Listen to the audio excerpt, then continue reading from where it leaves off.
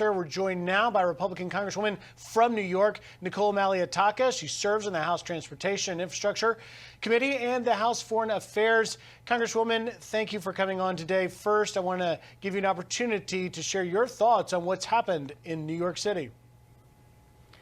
It's absolutely tragic. I share so much of the sadness and frustration you heard from PBA President Pat Lynch last night. This was preventable, and sadly, enough is enough. We really need to change the laws of New York and New York City to ensure that we put these bad guys behind bars.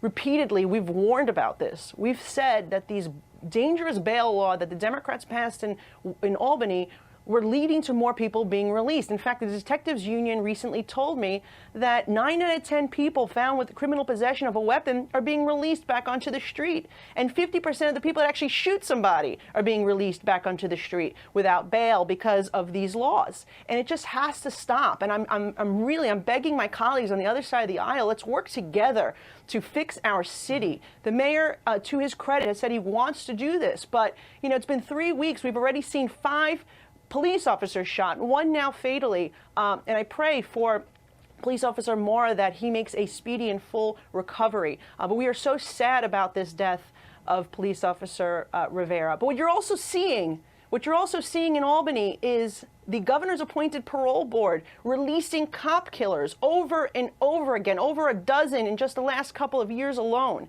And so we need to change this sentiment. We have to keep these bad guys behind bars. We can't continue to have these policies. We can't have district attorneys who say they refuse to prosecute crimes, that they're not going to, if you're caught with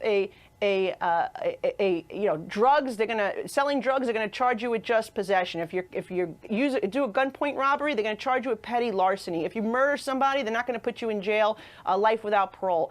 That stuff has consequences, and we're seeing those consequences play out right before our eyes. And as we're looking on our screen, the procession last night for the NYPD officers shot. Let me just quickly, before I turn to Ukraine, because I have to get to that in just a nutshell, where would you say this was preventable, what happened in New York City? Where would you begin to make it so that it's not going to happen again? Well, first of all, it's the messaging coming out of some of these politicians. You can't have district attorneys saying that they're not going to prosecute crimes. We also need better judges. You know, someone who shot another cop last week potentially may be getting out with bail because the bail's going to be paid for, because despite the pleas of a district attorney that said that they wanted to be held, this person to be held without bail. That's another change, better judges. But the bail law in Albany is the real big one. That has to be changed because we're seeing, again, 9 out of 10 people, criminal possession of a weapon, being released back onto the street with no bail. So that's the big one. Let's turn to the world stage. Obviously, tensions running at an all-time high as many worry that Russia is about to invade Ukraine. What do you believe we should be doing right now? What would you advise the administration to do?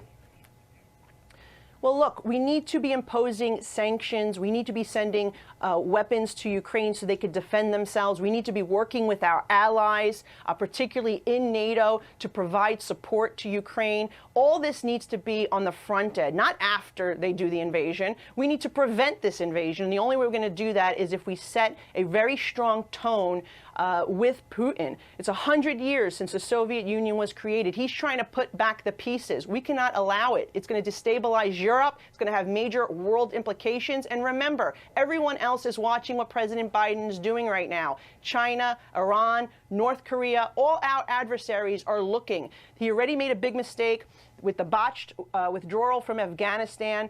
That was noted, what a disaster that was. You're also seeing him green light, the Nord Stream pipeline.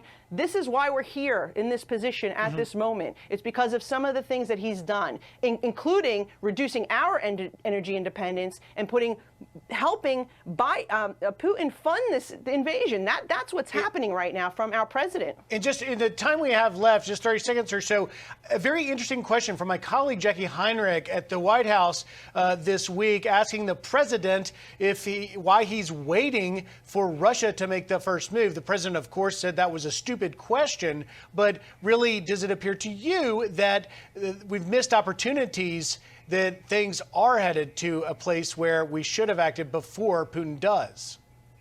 Yeah, I could tell you as a member of the Foreign Affairs Committee that representatives on both sides of the aisle are saying the same thing. We need to deter this. We can't respond afterwards. It's going to create a lot of ramifications, and we don't want to go down that route. Look what happened in 2014 with the annexation of Crimea. That was another foreign policy blunder by the Obama and Biden administration. They see that this is weakness again, bad foreign policy, bad negotiations. We urge the president to be proactive here, and let's deter. Let's not react afterwards. We are keeping a close eye on the situation there. Representative Nicole Malliotakis, thank you for your time today.